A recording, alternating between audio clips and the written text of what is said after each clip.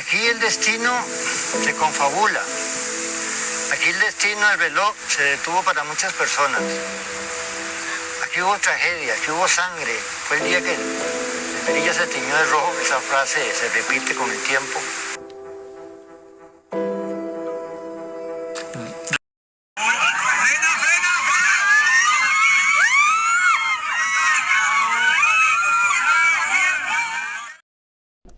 Rescatar la historia de la tragedia más importante que hoy por hoy ha ocurrido en nuestro país, creo que es algo muy importante, porque solo conociendo el pasado podemos evitar cosas en el futuro que lastimen tanto a una población, a un país.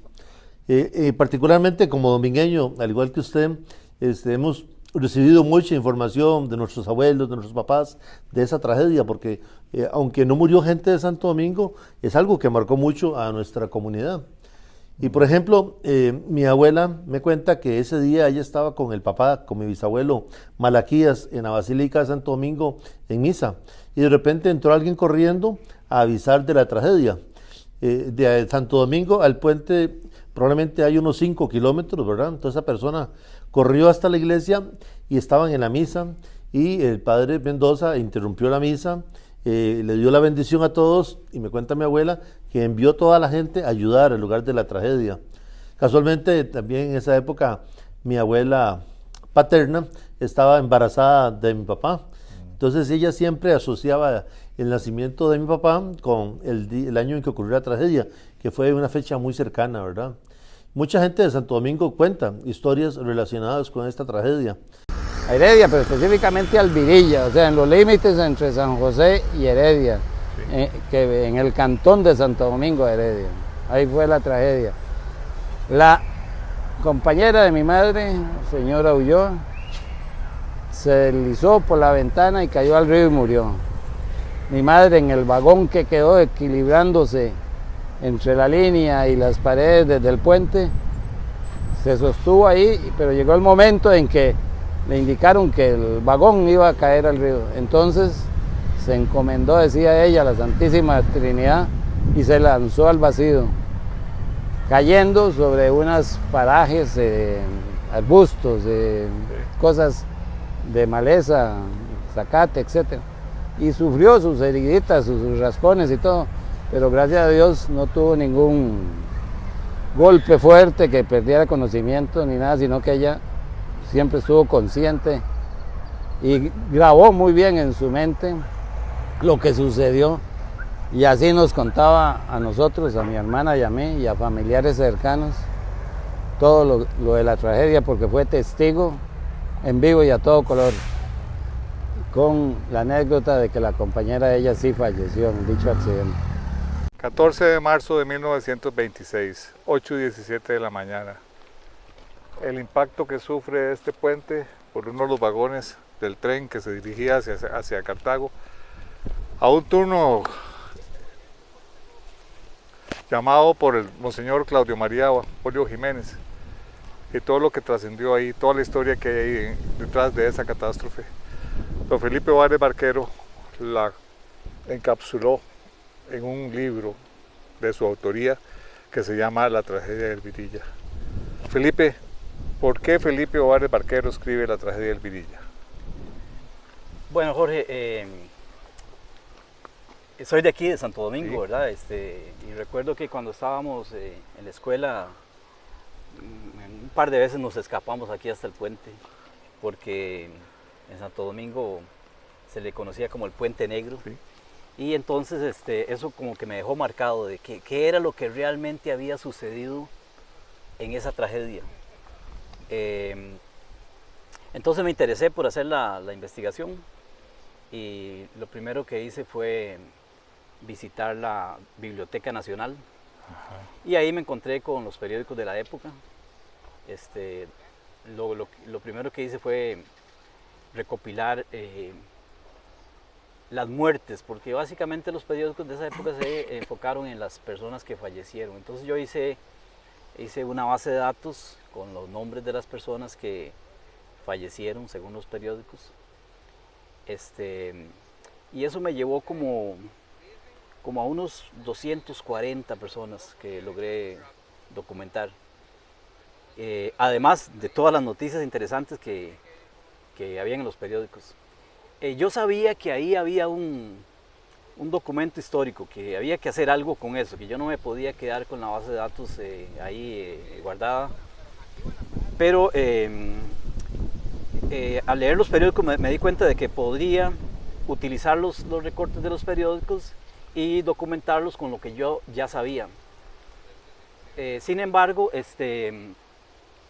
me entró la curiosidad de saber, bueno, tiene que haber más gente, más heridos, cuánta gente iba en el tren.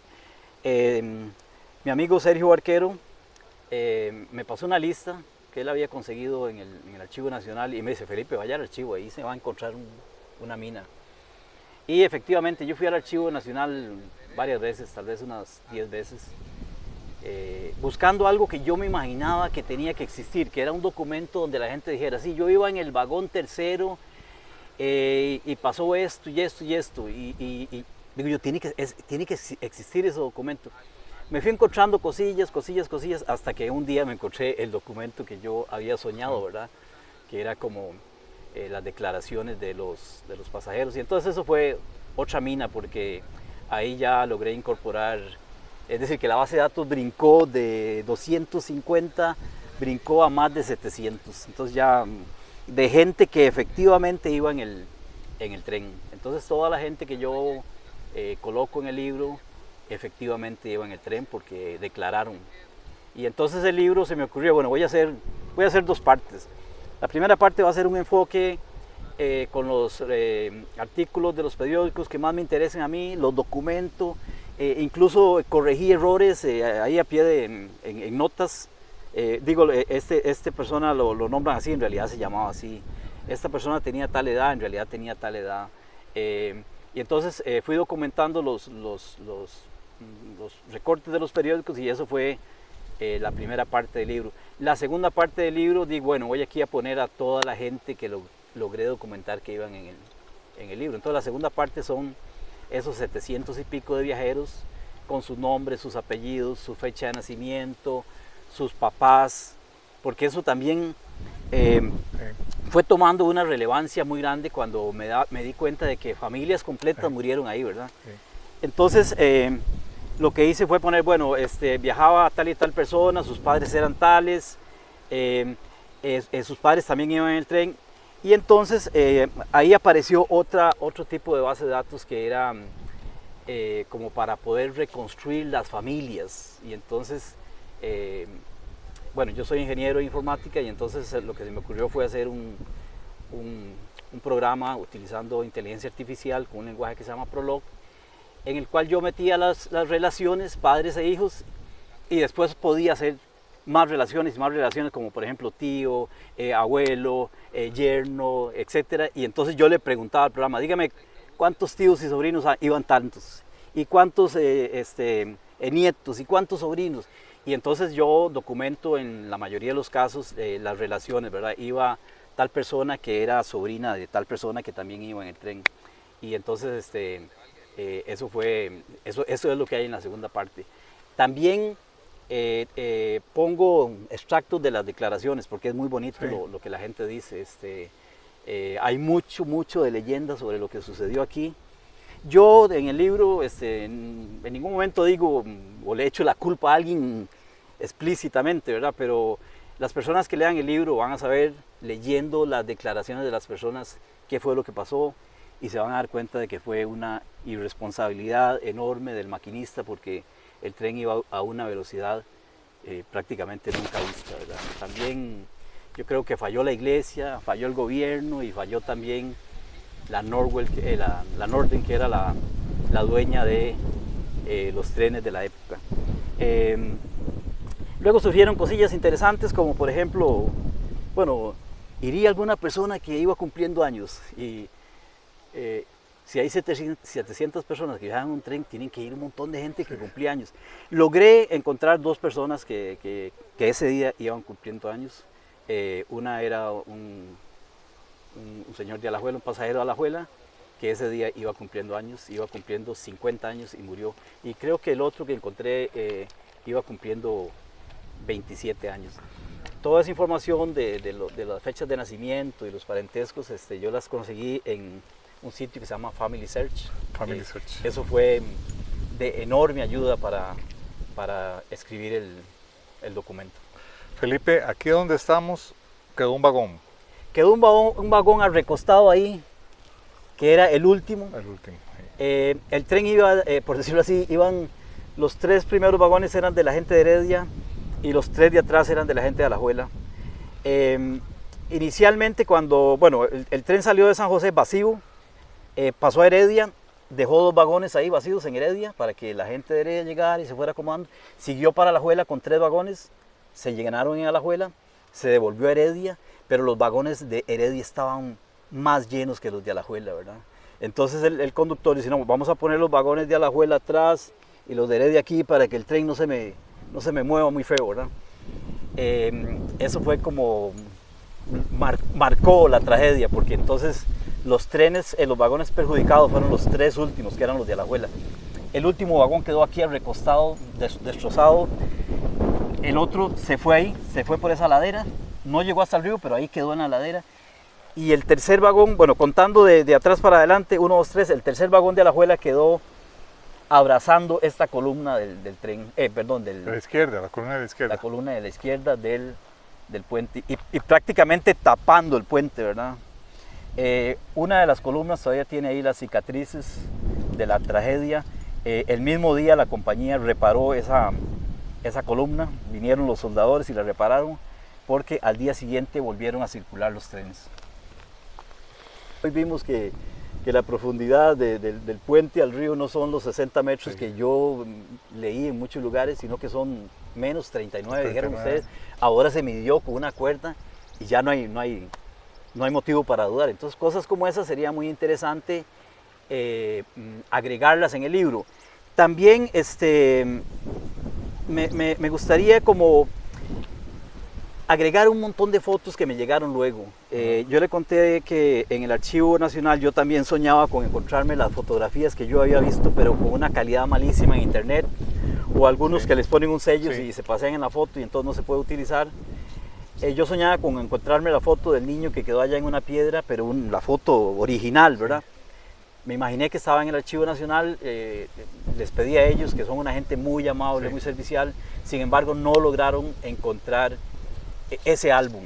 Me dieron otras fotos que tomaron luego de la tragedia, los vagones, le tomaban fotos a los vagones dañados, y esas fueron como las fotos que yo puse en el libro, y también puse la foto de un niño que, por cierto, todavía está vivo. Sí. Vive en Piedras Verdes de Avangares, tiene 99 años, o los cumple un día de estos. Esa foto la publican, la tragedia fue el domingo, la publican el jueves porque nadie lo reclamaba, ¿verdad? Entonces se les ocurrió a las monjas del hospital San Juan de Dios publicar una foto con los niños para ver quién los reclamaba. Y efectivamente a los niños los reclamaron ese mismo día, y uno de esos niños es el que está vivo. Entonces ahora tengo unas fotos buenísimas, a raíz de la publicación del libro. Un señor me escribió de San José, creo, y me dijo: Felipe, yo tengo todo el álbum que se vendía, porque Gómez Miralles, que fue el fotógrafo, uno de los fotógrafos de la tragedia, él hizo un álbum que se vendía. Yo tuve acceso al álbum, pero después de que publiqué el libro, una señora en San Joaquín me lo mostró. Es una maravilla. Y resulta que este señor me mandó el álbum completo por internet, y tengo unas fotos muy buenas que me gustaría ahora incorporar en una segunda edición, que también tendría como mucha validez, porque en el 2006 se cumplirían 100 años, entonces como que una segunda edición saliera para el 2006, creo que 2026, sí, para el 2026 una segunda edición tendría mucha importancia, mucho interés. Ese libro al que hemos hecho referencia es muy importante, Felipe, porque tal vez los costarricenses no tenemos la idea, pienso yo, que esta ha sido la mayor catástrofe que ha vivido el país. No solo el país, vea, 250 personas en 1926, Sí. que Costa Rica solo tenía como 500 y pico de 500,000 y pico de habitantes, Habitantes. 526,000, 530,000 por ahí. Si eso sucediera ahora, que tenemos un poco más de 5 millones, quiere decir que el equivalente a eso sería un accidente donde mueren 2.500 personas. Igual. No ha habido, yo me atrevería a decir que no ha habido una tragedia similar a esta en todo el mundo. Habría que buscarlo, tal vez en la India, que los trenes son Sí. muy malos, pero esto realmente es una catástrofe. Es muy duro y sin embargo la gente lo ve como una leyenda, ¿verdad? Incluso hemos sido muy irresponsables porque el trazado, el puente, todo lo mismo. Y pasan trenes ahora por aquí y pasan trenes llenos. Quiero decir con eso que eso se podría repetir. Sí. Están todos los elementos, todos, son los mismos elementos. Incluso, tal vez uno podría decir que los trenes son muchísimo mejores ahora, ¿verdad? Esos trenes eran muy pesados, eran muy inseguros, etcétera, pero podría suceder. Digo que es importante ese libro porque aparte de lo que Felipe acaba de reseñar, que está incluido en ese documento, es tan amplio que ustedes pueden observar diferentes tipos de declaraciones, la gente que iba, las personas o las familias que dejaron de ser familias porque murieron todos los miembros de la familia. Y ese documento, ese libro que se llama La tragedia de Elvirilla, de Felipe Ovares Barquero, ustedes lo pueden adquirir en las librerías de la UNED. Ahí está. Entonces los invito, costarricenses, especialmente a ustedes domingueños, a que hagan la inversión porque vale la pena que nosotros sepamos cuál ha sido o qué forma parte de la historia de Santo Domingo. Entonces, invitados están a adquirir ese libro. Estoy con Héctor Chávez, el director del Cuerpo Nacional de Bomberos de la benemérita institución. En el lugar de los hechos, esto estaba teñido de rojo y estaba lleno de cuerpos por la tragedia, la catástrofe de Elvirilla. Estando en el lugar, vemos lo difícil que fue para esa época hacer el rescate de los cuerpos que estaban aquí por esos farallones que están ahí. Y hoy, aprovechando que don Héctor estaba por aquí, le pedí el favor de que me explicara. Héctor, transformemos esto de ayer a hoy con este ejercicio. Sí, cuando nos encontramos en este lugar y tratamos de viajar en el tiempo para volver al momento en que ocurrió la tragedia, vemos que hay factores que han cambiado a nivel tecnológico, pero muchos no han cambiado. Por ejemplo, el nivel de acceso acá, al igual que hace 96 años, es un nivel de acceso difícil, especialmente si vemos la altura y el camino que se siguió, que está a nuestras espaldas, por donde se extrajeron a las víctimas. Entonces, recordemos que la primera etapa es alertar para que vengan los cuerpos de respuesta. En esa época no había cuerpos de respuesta tan organizados como hoy en día. Entonces, hubo un gran periodo de tiempo en donde no se recibió la comunicación en el momento apropiado. Lo segundo es quiénes llegaron. Aquí llegó gente con pocos conocimientos y en el tema de la presión prehospitalaria y se hizo lo que se pudo. El hecho de sacar a las víctimas, que es la primera etapa, accesarlas y extraerlas, indudablemente fue muy difícil. Muy probablemente no tenían camillas ni equipos como los que hoy en día tenemos para poderlos extraer en forma segura y es probable que las lesiones probablemente es muy seguro que se hayan agravado. Lo segundo es el método de transporte. Desde aquí hasta los hospitales tuvo que haber sido algo muy difícil porque se utilizaban carretas, caballos. Entendemos que el mismo tren se utilizó. Sí. Eso evidentemente no eran las mejores condiciones. Y lo tercero es la capacidad de respuesta a los hospitales, ¿verdad?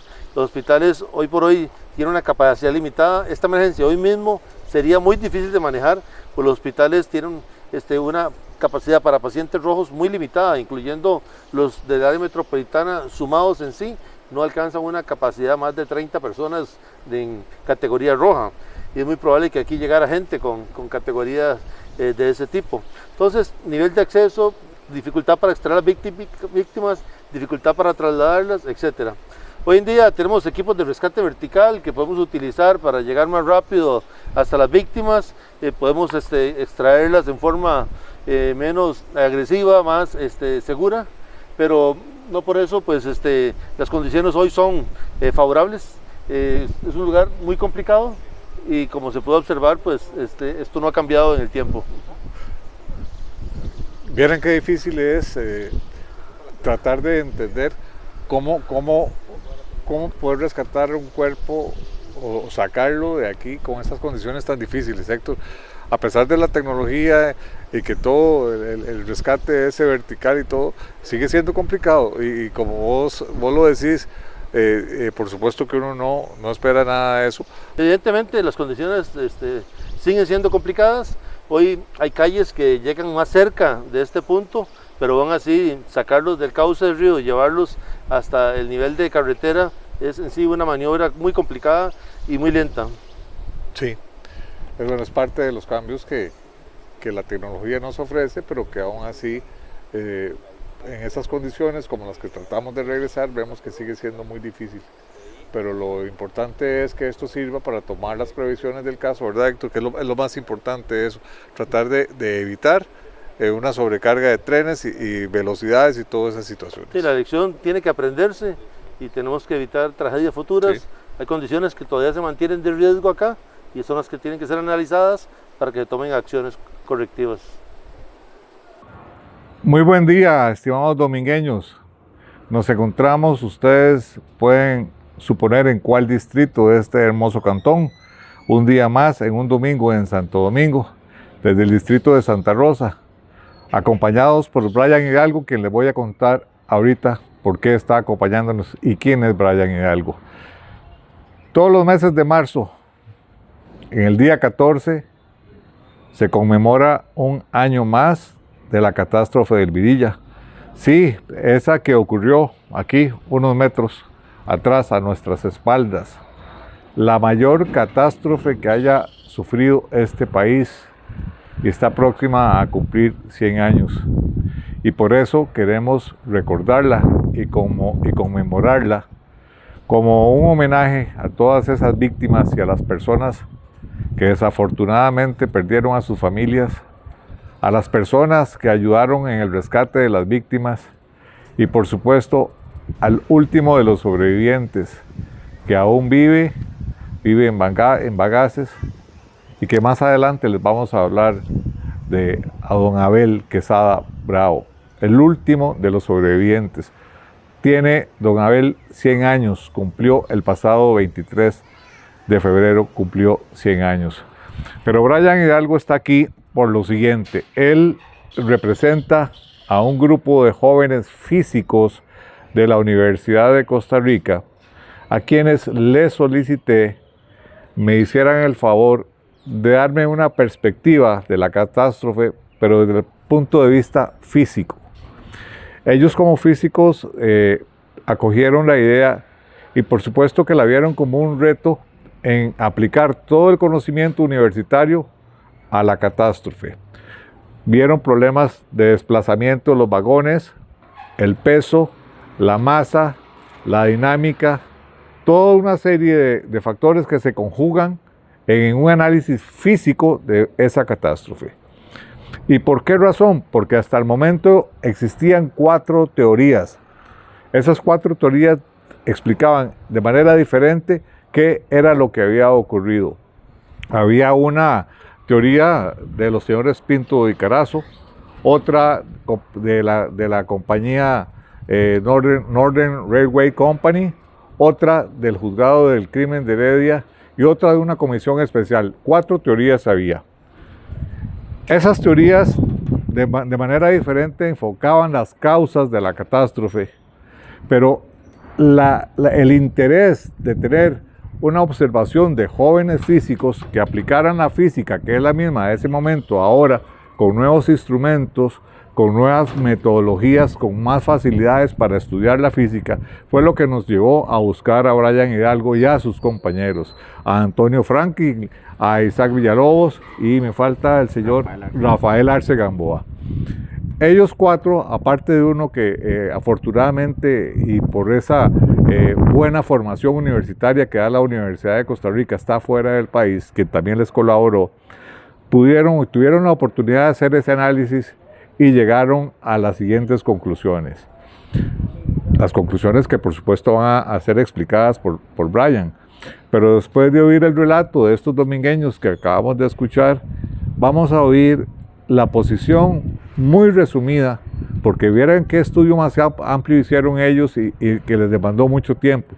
Y lo que se quiere aquí también es saber y hacerles de su conocimiento la gran cantidad de verdaderos profesionales que salen de nuestra alma mater, la mejor de Centroamérica, la mejor de Latinoamérica, la Universidad de Costa Rica.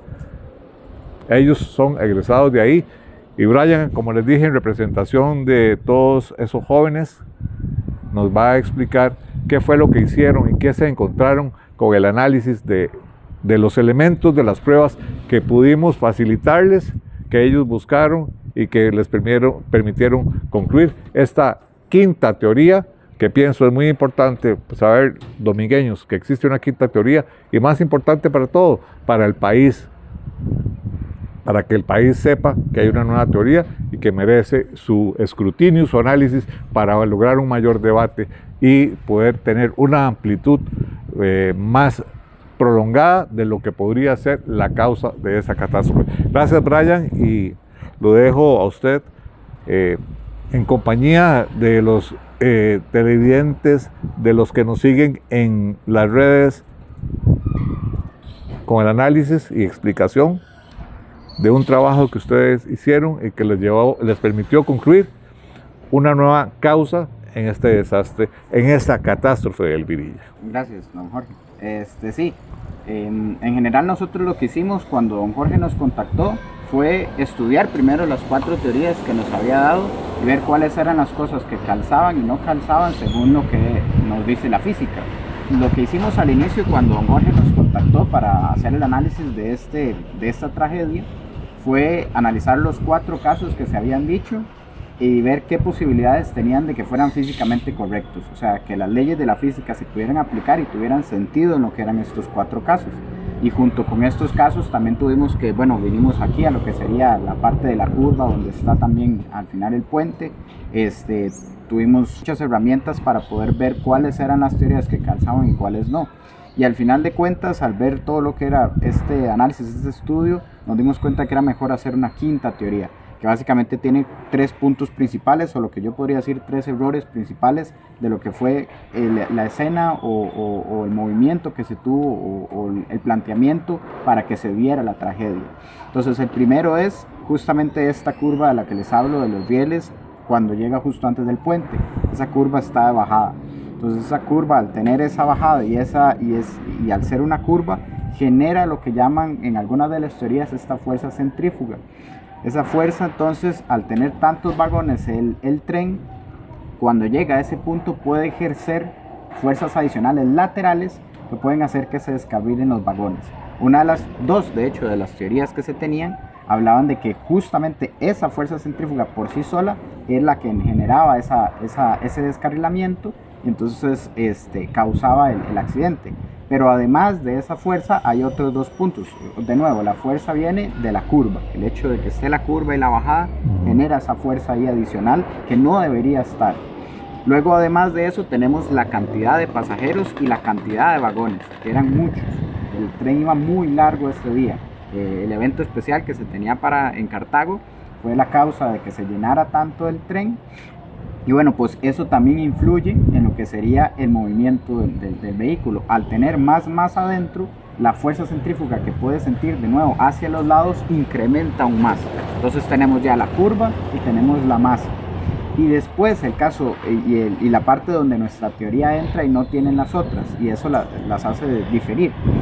El hecho de que suponemos que cuando la persona, los funcionarios que están en la locomotora del tren deciden frenar cuando se llega a la recta del puente, cuando ya se liberó la curva, pero solo la locomotora, y tal vez 1, 2 o tal vez el tercer vagón ya está en la parte de la recta, pero los últimos la recta del puente. La recta del puente. Sobre el puente, últimos, sí.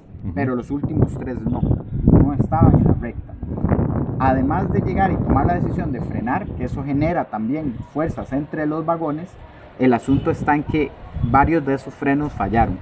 porque, por ejemplo, para que entiendan un poco cómo es la teoría, si usted va con un cabezal que tiene un tráiler, tiene el contenedor, y usted va doblando a altas velocidades y frena, lo que va a hacer el tráiler sí es frenar, pero no hay nada que haga que el contenedor frene, porque él no tiene frenos propios. Entonces, si el contenedor no tiene frenos propios, lo que va a hacer es ir hacia adelante y pegar el cabezal, que el cabezal, por estar en direcciones distintas, entonces le va a pegar como lateralmente. Y entonces eso genera ahí una fuerza lateral también que busca volcar. Entonces, en general, cuando uno frena con un camión de esa forma, se cae. Y eso es lo que se llama el efecto tijera. El efecto tijera. El efecto tijera. Entonces, ese tipo de fuerzas ahí no son ideales. De hecho, un operario de camión sabe que no debería estar frenando cuando hace ese tipo de movimientos. El tren tampoco debería hacer eso, pero el tren tiene una ventaja. Y es que cada vagón tiene su freno. Entonces, en general no debería ser tan peligroso. O sea, no es como de que la maniobra que estaban haciendo los operarios fuera demasiado riesgosa porque esperan que los otros también frenen. El asunto aquí, tal vez el punto más importante, es el hecho de que cuando se hace el análisis de las fotos en el Archivo Nacional, uno observa que los frenos de esos últimos vagones, que luego se tuvieron que extraer, ¿verdad?, de todo lo que fue el escombro, se ve como que si no estuvieran accionados, se ve como si estuvieran liberados. Entonces, parte de nuestro estudio nos dice, ok, en la foto se ve como que no esté activo. No sabemos porque no hay registro de eso. Para ese tiempo, pues lo que era el análisis forense no era tan elaborado como ahora. No sabemos si alguien manipuló los frenos.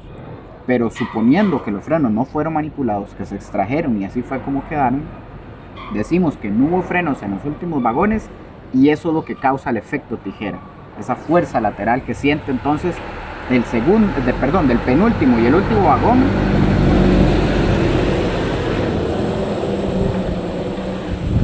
Del penúltimo y el último vagón, el antepenúltimo. Entonces es como que si el antepenúltimo fuera el cabezal y los otros dos fueran el contenedor. Y entonces se empujan y los sacan de los rieles.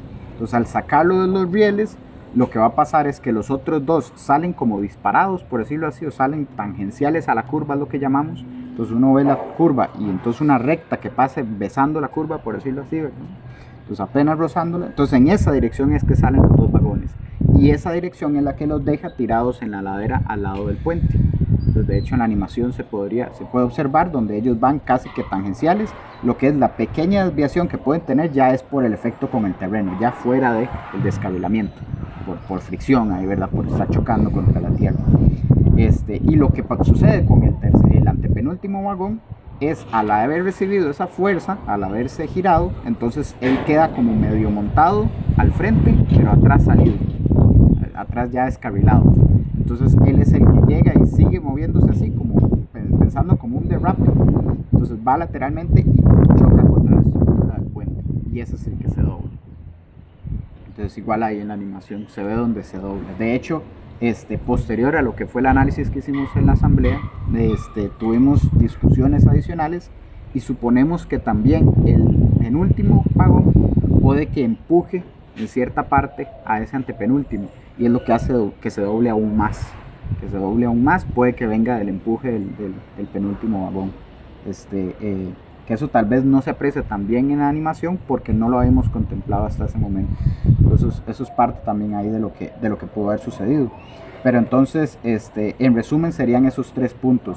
El hecho de la curva, existir esa curva, que todavía existe esa curva. El hecho de llevar tantos vagones y tanta masa. Y el hecho de que los frenos se accionaron y unos sirvieron y los otros no. Eso es en general lo que causó, lo que suponemos que fueron las 3 causas principales de este evento. De hecho, bueno, ahora que vieron ahí el vagón, los 2 trenes que estuvo tomando usted, en general he visto que los vagones ahora andan con los trenes andan con pocos vagones. Imagino que es también para evitar ese tipo de riesgos, porque todavía la estructura de la línea férrea del país tiene muchas curvas. Entonces debe ser por precaución. Además, también es importante mencionar que ese día el tren dicen que iba muy rápido. Entonces también es parte de por qué decidieron llenar. Brian, ha sido muy importante y sigue siendo más importante porque no acaba. Brian nos acaba de decir de que después de que hicieron esa presentación, siguieron comentando entre ellos y adicionaron otros elementos que no habían considerado. Entonces, esto es una situación que nos permite seguir estudiando la catástrofe, ¿verdad? Y ojalá, aunque ante la ausencia de elementos forenses, como usted lo dice, que no nos va a permitir llegar a un satisfactorio resultado, ¿verdad? Porque hay muchas piezas que aunque las busquemos no van a encajar, pero nos podemos dar una posición aproximada. Es que ustedes, aquí donde nosotros estamos el 14 de marzo de 1926, el tren no se detuvo. El tren tenía que detenerse en esta estación porque tenía que recoger a los domingueños que iban hacia San José y posteriormente hacia Cartago. Pero venía tan cargado el convoy compuesto por la locomotora, el cabús y 6 coches, ¿verdad? Esos 6 coches venían llenos de pasajeros que venían en las barandillas, en las gradas, en todo lado. Ellos hicieron un cálculo también del peso adicional que se sobrepasaba de la media para un vagón de esos, porque 3 vagones se cargaron en Alajuela y los otros 3 en Heredia. Los de Heredia quedaron después del cabús, ¿verdad? Y finalizaron los 3 de Alajuela. Esa situación que hizo, o que llenó los vagones, hizo que los domingueños no pudieran abordar el tren en esta estación. El tren pasó por aquí, no se detuvo, y como dice Brian, hay relatos en el libro La tragedia del Virilla del domingueño Felipe Ovares Barquero, donde narra que la gente decía que no se veían las cercas de los potreros por la velocidad que llevaba el tren. Ellos también analizaron ese tema de la velocidad y concluyeron que no podía ser porque hubiera sido, no podía llevar esa velocidad que no le permitiera ver las cercas. Pero dentro de todos esos elementos, masa, trayectoria, velocidad, la posición de los coches ya después de la tragedia, Brian, el análisis que hicieron ustedes debidamente hecho en el sentido de que pusieron marcadores que les permitieron estimar el radio de la curva para poder llegar a conclusiones si la curva podía haber facilitado el descarrilamiento. Hay un punto mínimo, un cierre que tiene la curva, Brian. Entonces, para que tal vez que les contemos ese estudio que ustedes hicieron en campo. Perfecto, sí. Como menciona don Jorge, lo que hicimos fue colocar estos puntos y con las tomas que se dieron gracias al cuerpo de bomberos, pudimos ver desde el aire cada uno de esos puntos y nos permite entonces describir la curva en forma matemática. Y al tener la curva en forma matemática, se pueden hacer los cálculos. Entonces uno saca dónde la curva es más cerrada y dónde es más abierta. Y obteniendo dónde eran esos puntos, que era la parte más cerrada y la más abierta, es donde concluimos que si hubiera habido un descarrilamiento tenía que ser en la parte más cerrada, donde la fuerza lateral es más alta, si es por pura velocidad. Al final nos damos cuenta de que no es ahí donde ocurre el descarrilamiento. Entonces eso fue lo que nos permitió rechazar esa hipótesis, esa teoría. Entonces, pero sí, todo lo que es el análisis se hizo gracias a esos puntos y al describir la curva matemática. ¿Y la posición en que quedaron los coches, Brian, les sirvió de algo? Claro. Dependiendo de dónde es que se descarrilan, así es como sale la recta que le menciono tangencial, la que besa la curva. Entonces, sabiendo dónde fue que se descarrilaron, la dirección que tenían los vagones al final, nos permite decir dónde es que se descarrilan. Y ahí es donde no coincide con ese punto de curvatura máxima. Coincide más con el caso donde decimos la locomotora ya está en la recta junto con los otros 3 vagones y ahí es donde se activan los frenos. Entonces fue vital saber dónde era que terminaban los vagones para eso. Es muy difícil para uno trasladarse a ese momento tan catastrófico, ¿verdad, Brian? en el sentido de ¿qué hago? ¿Qué hago? El punto fue, el tren se detuvo, máquina, cabús y 3 vagones que ya habían, digamos, pasado o estaban en la recta del puente. Los otros 3 vagones, uno que choca contra el paral izquierdo del puente de Santo Domingo hacia Tibás, y los otros 2 que se escurren por la ladera, ¿verdad? Correcto. Se detuvo el tren, el convoy se detuvo, el conductor Gonzalo Facio se baja del convoy a avisar y a poner una banderilla porque seguía un tren ordinario. Ese tren del que estamos hablando, la catástrofe, era un tren extraordinario que había sido contratado por las autoridades religiosas de Cartago a la Northern Railway Company para trasladar a los feligreses a una actividad en pro del asilo de ancianos de la ciudad de Cartago. Ese segundo tren ordinario que venía no tenía forma de conocer la catástrofe que se había presentado. Entonces el conductor Gonzalo Facio se baja y el maquinista don Víctor Calvo continúa con la máquina, el cabús y 3 coches hacia la terminal del Atlántico. Ahí llega y da aviso también, como lo hizo don Gonzalo Facio aquí en Santo Domingo. Él pone la bandera y evita una catástrofe mayor, ¿verdad? El análisis, Brian, también nos pudo desvirtuar uno de los mitos que había en cuanto a la altura del puente, ¿verdad? Que se decía que eran 60 metros y logramos comprobar con una medición con cable de los rieles del puente a la superficie del agua, que eran 39 metros, ¿verdad? Fue un trabajo muy profesional que hicieron ellos.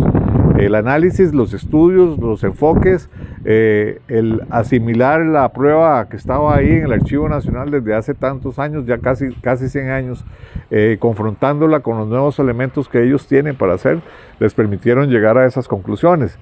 Brian, en síntesis, viene el tren, digamos que viene a alta velocidad, no digamos a un exceso de velocidad, a una alta velocidad, pasa por aquí, no se detiene. Los domingueños se enojan porque no lo recogen y no saben lo que va a pasar más adelante, ¿verdad?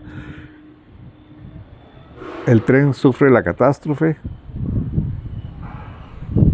mueren más de 250 personas en ese momento, más de 250 personas, también abundantes heridos. Y el domingueño, que es lo que queremos destacar, aparte de lo técnico y lo físico que nos acaba de mencionar Brian, el domingueño acude inmediatamente a las labores de auxilio de todas esas personas víctimas de esa catástrofe. Brian, agradecerte la presencia hoy, que estamos a 3 años de los 100 años, y te voy a pedir un favor, porque esto pienso yo que es muy importante para la memoria nacional, especialmente para la historia domingueña. Que tratemos de vernos, si Dios lo permite y nos tiene con vida, en estos 3 años que nos faltan para llegar a los 100, para tratar de contarles cosas nuevas, como por ejemplo ese comentario que ustedes adicionaron ahora de que las posibles cosas que hay, y de aquí en adelante tal vez conmemorar de manera especial con la participación de ellos, de aquí a que cumplamos los 100 años de esa tragedia, algunos comentarios con todos ustedes, porque el domingueño no puede olvidar eso, ¿verdad, Brian? Claro. Y que les digamos así, ya en conclusión, la teoría número 5 de Warden. ¿Cuál es el nombre completo de la compañía de ustedes? Investigaciones Aplicadas. Warden Investigaciones Aplicadas, que es la compañía conformada por ellos para el análisis de este tipo de situaciones que se dan cotidianamente, donde hay masas que chocan y velocidades y todo eso. Ellos eso es a lo que se dedican a hacer, ese tipo de análisis, por si alguno de ustedes quiere un análisis de esa naturaleza. Que les digamos La quinta teoría de Warden, investigaciones aplicadas, dice: Lo que dice es, el convoy del tren iba a una alta velocidad no excesiva, no se da por este movimiento o por una salida de descarrilamiento, sino que la locomotora, estando ya en la recta del puente, estando ya casi sobre el puente, los que están adentro deciden frenar, los últimos 2 vagones no frenan y eso causa lo que llamamos el efecto tijera, que saca la parte trasera del antepenúltimo vagón y eso hace que los últimos 2 lo sigan, se descarrilan también, salen de la vía, se mueven entonces en línea recta hacia la ladera del río, no llegan hacia el río, sino que quedan ahí justo en la ladera, eso sí se vuelcan, eso sí es importante por ahí. Y en lo que es el antepenúltimo vagón que había sacado su parte trasera, sigue ese movimiento hasta toparse con lo que es la estructura del puente y ahí es donde choca con ella y se dobla. Ese es, en resumen, el análisis de la teoría de Warden, investigaciones aplicadas, en este momento representada por Brian Hidalgo, y queríamos compartir con todos ustedes ese trabajo que ellos hicieron, con todos ustedes los domingueños, porque es muy importante que sepamos desde una manera física, una nueva teoría que surge a raíz del análisis de los elementos de prueba con los que pudimos contar. Hubiéramos querido tener más, ¿verdad, Brian? Pero el tiempo, el tiempo en el sentido de que ocurrió hace 97 años. Tratamos de recolectar información escrita de lo que había en la Norden, en los archivos de la Norden, no nos fue posible. En el Incofer tampoco había historia de esto. En el Archivo Nacional sí hay un poco de historia, así como en el Archivo Judicial, y con base en eso fue que ellos hicieron su trabajo, aparte de lo muy importante, el trabajo que hicieron en la práctica, en el lugar de los hechos. Ellos estuvieron en el lugar de los hechos y aunque ya es muy diferente a 1926, por decirlo así, la columna vertebral de la catástrofe ahí se mantiene. Están las bases del puente, está la estructura del puente donde colisionó el tren, Brian, todo eso está un montón de elementos. Estaba pensando en algo que me dolió mucho porque ahí está el espíritu de mucha gente que falleció también. Entonces, es parte de lo que nosotros queremos mantener vigente, porque esta historia no puede olvidarse y mucho menos repetirse, mucho menos de ninguna forma, y no debe haber en este país ningún riesgo para algo que ocurra algo parecido, ¿verdad, Brian? Claro. Entonces, agradecerte. Y si Dios lo permite y estamos vivos, aceptándome como ha sido la propuesta que te hice, nos veremos, si Dios lo permite, dentro de un año, Brian, para continuar hablando con ustedes un poquito, y nos vemos de hoy en 8, si Dios lo permite, desde un domingo en Santo Domingo. Muchas gracias por acompañarnos. Él es don Abel Quesada Bravo. Nació el 23 de febrero de 1923 y es, hasta el momento que yo sepa, la única persona sobreviviente de la catástrofe del Virilla, ocurrida el 14 de marzo del año 1926. 3 años tenía don Abel, quien viajaba en el vagón número 5, el penúltimo de ese convoy que tuvo esa catástrofe en el Puente Negro o en el puente sobre el río Virilla. Don Abel, usted quedó huérfano muy pequeñito después de la catástrofe. Del todo, señor. No le digo que a mí el que me recogió fue el finado don León. Don León Cortés. Y cuando el catastro que pasaron alzando los cadáveres, después que pasó como no se sabía de quién era, don León me recogió y me llevó. Y don León me tenía. Cuando el asunto ya de los 9 días del novenario, ya se regó las nuevas, que se dieron cuenta de que don León me tenía.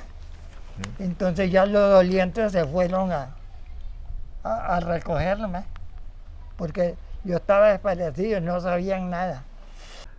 ¿Quién lo recogió a usted? ¿Cuál familiar se hizo cargo suyo? Ah, después, Sí. ese señor Rosario Bravo, Don Rosario Bravo. sí, ese fue el que me dio el ser de que ya me amacicé, pues, Ah, sí. ¿sí? Ella es tío, Tío suyo. eso, sí. Usted vivía en Alajuela en ese entonces. Los viejos vivían a la abuela y ahí pequeñito nomás él compró una finca y se vino aquí para Guanacaste. Nosotros, yo casi el ser mío, que los sistemas, es aquí Guanacaste Cañas. Sí. Al decir que aquella casa que yo soy cañero. Cañero, cañero. Yo con el asunto de la familia mía no. La familia, digamos, de mi fortuna no me quejo.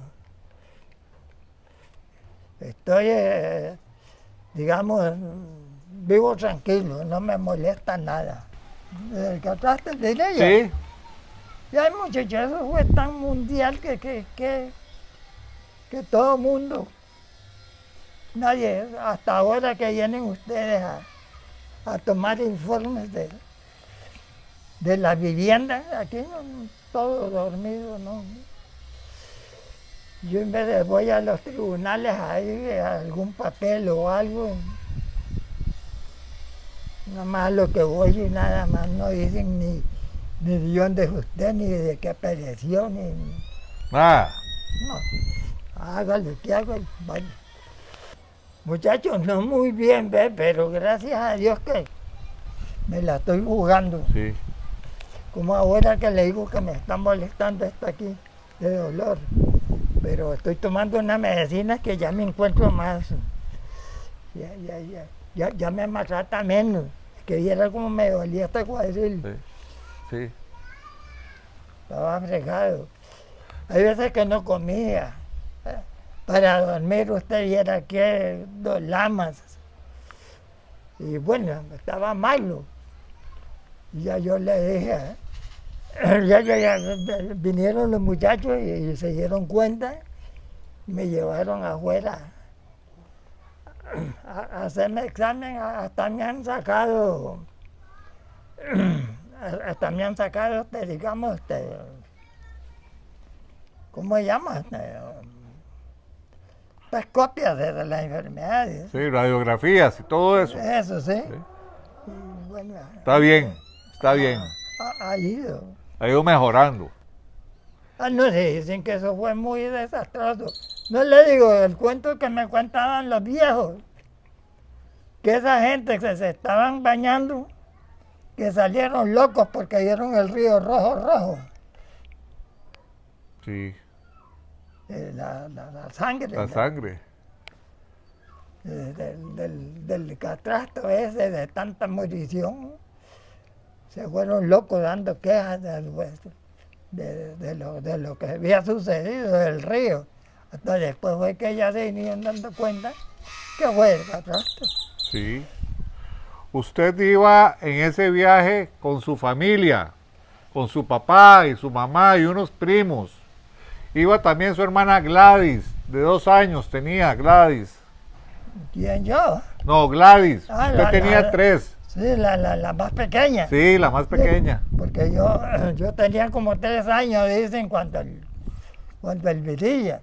Y la otra muchachita, Tenía 2. y a mí me recogió el finado Don León.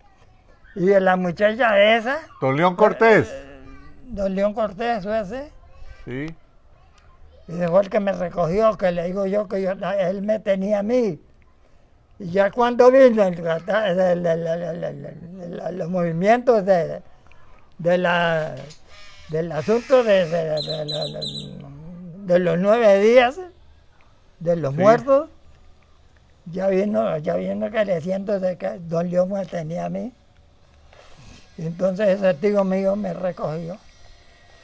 Se lo quitó a Don León. ¿Cómo se llama el tío? El tío, ¿cómo se llama?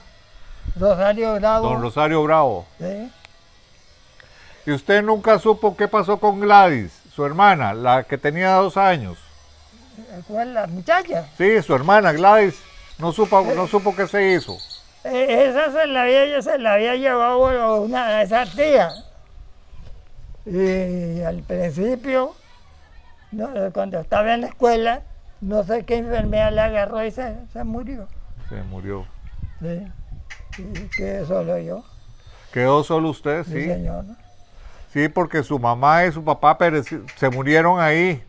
Y unos tíos, Sí, varias familias murieron en el catastro. sí, Porque a las cuentas de ellos iban por una romería a Cartago. sí, sí. Y allí en la pasada de ese puente sucedió el catastro ese. Sí.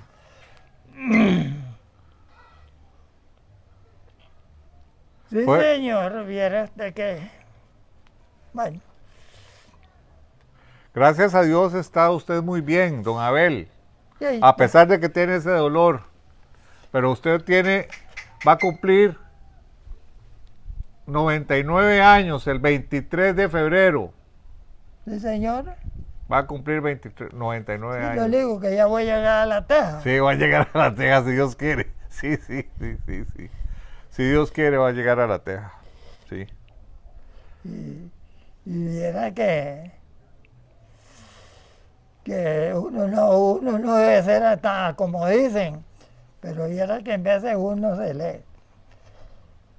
Si uno se acobarda o algo, viera que se le quiere ir Ah, sí. como en olvido o ciertas cosas. Si uno se acobarda, viera que la pierde. Hay que estar ¿Sí? recordando. ¿Sí? Sí. Yo en veces lo que hago es que yo repaso. Sí. En veces que voy a hacer una cosa, ahora la voy a hacer. Ya está. Pero ya de pronto, hombre, no, yo voy a hacer tal cosa. Pues la repaso que tengo que hacerla. Sí. Y la hace. Sí, señor. Y ahí después que ya, como le digo, que yo sin ofender a mi Dios, aquí yo creo que yo no maltrato ni me maltratan. ¿No? Vive feliz, vive en paz, tranquilo. Eso sí. Tengo la comida, tengo la ropa y todo, porque yo le pago a esas muchachas. Sí. Y todo lo que yo necesito a mi hora, yo la tengo. Así que, ¿qué voy a...?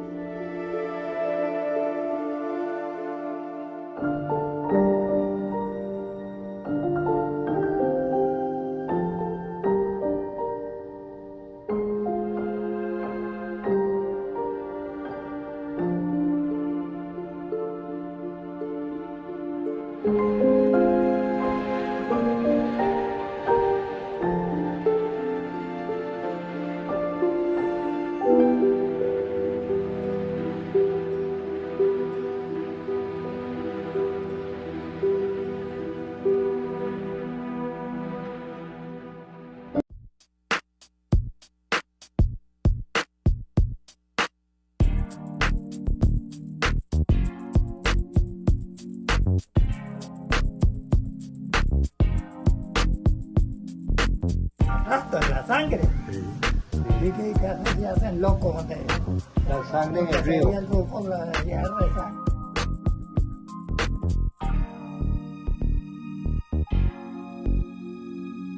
Regó las nuevas que se dieron cuenta de que don León me tenía.